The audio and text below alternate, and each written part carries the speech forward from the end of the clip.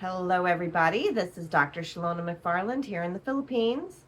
And today I am going to discuss when to listen and when to think. And this is something that has been coming up quite a bit over the last few days for a lot of my patients, my friends, and family. And what I'm talking about is if you go to a medical doctor or the emergency room or anything like that, when to listen and when to think. Okay.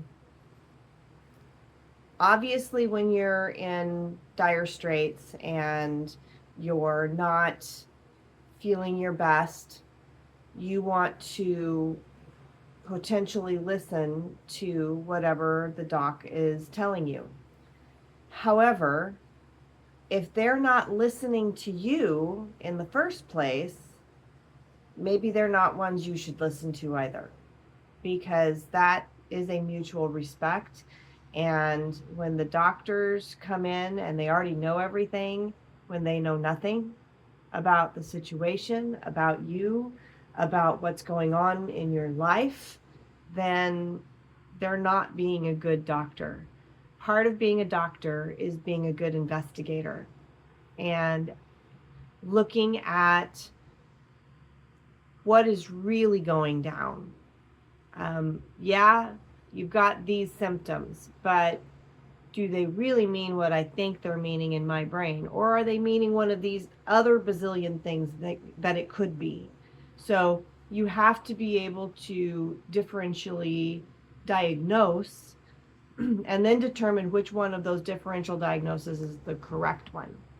So I tell people all the time, I'm not a bone doctor, I'm a nervous system doctor. I work on the nerves encased within the bones, and I move those bones in order to affect the nerves.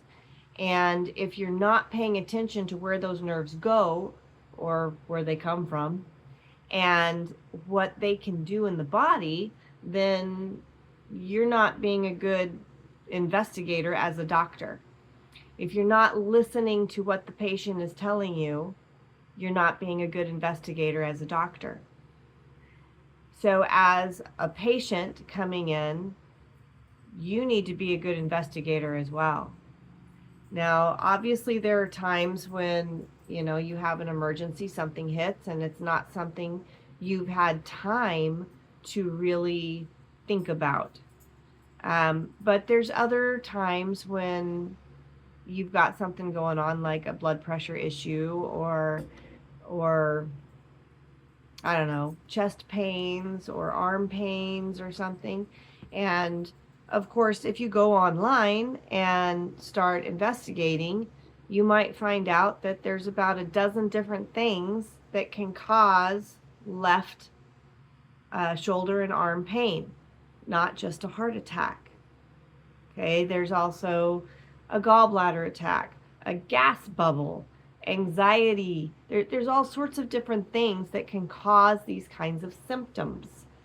And again, it's coming from the nervous system. The nervous system only has 3 ways of telling you something's wrong. That's pain, discomfort, or dysfunction. Hi, Dina. And it'll find one, if not all 3 of those, to tell you something's wrong. Then it's up to the investigator to figure out which one it is. Now, most lay people don't do enough research to understand the intricacies of the body. However, sorry, there it is. Doctors should be able to do that. Unfortunately, most of the docs nowadays were not taught how to be good investigators.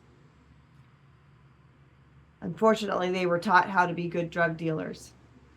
And they don't always think, what could this potentially also be?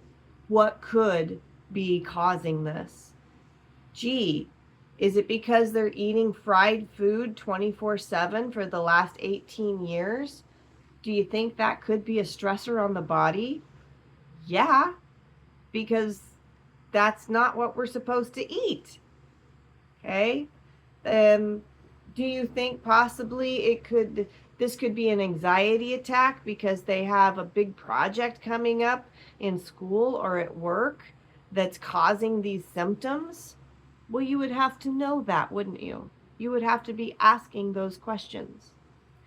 So as a patient, sometimes, unfortunately, it becomes our job to say, why is this happening? Why do you want me to take this drug? What are the side effects of this drug? Give me all 3 pages of it, because that's at least how much it's going to be. What else can I do? These are all good questions to ask. And hi, Ramon. And you don't have to be the little generic robot to go in and go, okay, shoot me up, do whatever, okay. And you have no idea why they're giving you this drug, why they're giving you this test, if it's the correct test that you actually need, why they're not giving you these other tests. These are things that it's not necessarily common sense for everybody. So if you have an advocate in your life, like me, then you can always text or call and say, hey, they're wanting me to do this. What do you think? And if you're somebody that I'm familiar with, that I know what's going on with your case, with your body, I can give you some different things to think about, at least, to look at, well, what else could be the potential? Hi, Melody. What else could I do to potentially correct this problem? Is it a hand-to-mouth disease? Do I need to get adjusted? You can drop blood pressure by 20 points top and bottom by getting an adjustment. That is well documented, well researched. So you can also correct 90% of problems with nutrition. Obviously, if you've broken your limb, that's not going to be corrected with nutrition, unless it's a green stick fracture. That's a different kind of fracture. But you can still help it heal quicker with nutrition. So there's a lot of different things out there, a lot of knowledge and wisdom. This is partly why I continue to do my research and my due diligence, and why I continue to learn all the time, because it's important to know these things. It's important to know, okay, if this symptom occurs, what could it be? How can I treat it?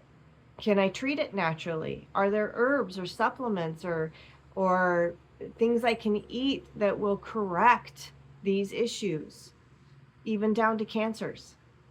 Yes, what you eat, what you put in your mouth counts. You don't want to be eating the thing that's causing your cancers. And so again, if it doesn't make sense, if you don't understand exactly what's going on or why, if it makes you tilt your head and go, huh? Maybe you should be asking some questions of the doc. Maybe you should say, does it really make sense that my hair causes pneumonia? That doesn't really make sense. Not unless you're walking around with a wet head 24/7. Actually, what would cause pneumonia is if you were walking around with a wet shirt 24/7 and not paying attention to your body. But even then, talk to any dive master. They don't get pneumonia. And they're wet all the time. So think about other situations, other scenarios of people, how they live, and if what you're being told actually makes sense in reality. Because most of the time it doesn't. So, just some things to think about. I've had a lot of interesting conversations this week, and obviously here in the Philippines, a lot of backwards thoughts, and not just from the patients, from a lot of the doctors here too. And so it is a constant subject of, wait a minute, they did what? Why did they do that? And a lot of times the patient is like, I don't know. Why don't you know? Hi, Carolyn. You want to know why they're doing stuff. And no, they won't like you asking. They won't like you being informed. They won't like you questioning their godhood. But you need to. You need to question, why am I on 19 drugs? What are they actually doing? Is this why I'm sicker? Because I'm on these drugs? Do you have me on the wrong drugs? Should I even be on any of them? There's the question. Is there another way to do it to where I don't have to be on any of them? And the minute a doc says, here's this drug, you're going to have to be on it for the rest of your life, you need to step back and go, how true is that? Do I really have to be on this for the rest of my life? Or is this doc just going to be butter in his pocket for the rest of his life? So think about what they're telling you. Think about whether it makes sense or not. Go home and do some research. Look at the side effects of what they're doing. Look at whether it makes sense for you or not. That's true with thyroid as well, Carolyn. There are a lot of things you can do naturally for thyroid problems. The LifeVantage products that I use, they help with thyroid issues immensely. It depends on whether it's hyper or hypo. If you go to a medical doc with thyroid issues, first thing they're going to do is throw Synthroid at you, whether it's hyper or hypo. Think about that one. Okay?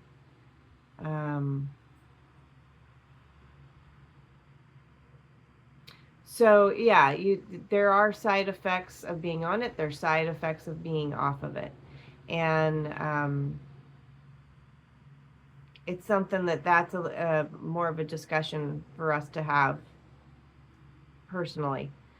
But there are things you can do for every problem out there, whether it's blood pressure or thyroid or diabetes or Alzheimer's, or there are natural things you can do to help. And it might be something that it's complementary to the drug, or it might be something that can potentially get you completely off of it. So those are all things to think about, of what are the other options we have that we can really work with and research and see what is actually out of balance creating the issue. Okay? All right. I hope that gives you guys some things to think about. And hopefully that made sense. Alrighty, guys. Love you all. I will see you next week. I am off to hopefully complete my Dive Master training tomorrow and the next couple of days. Alrighty. God bless. Love you all. And have a wonderful, blessed night back home and a wonderful, blessed day here. Bye-bye.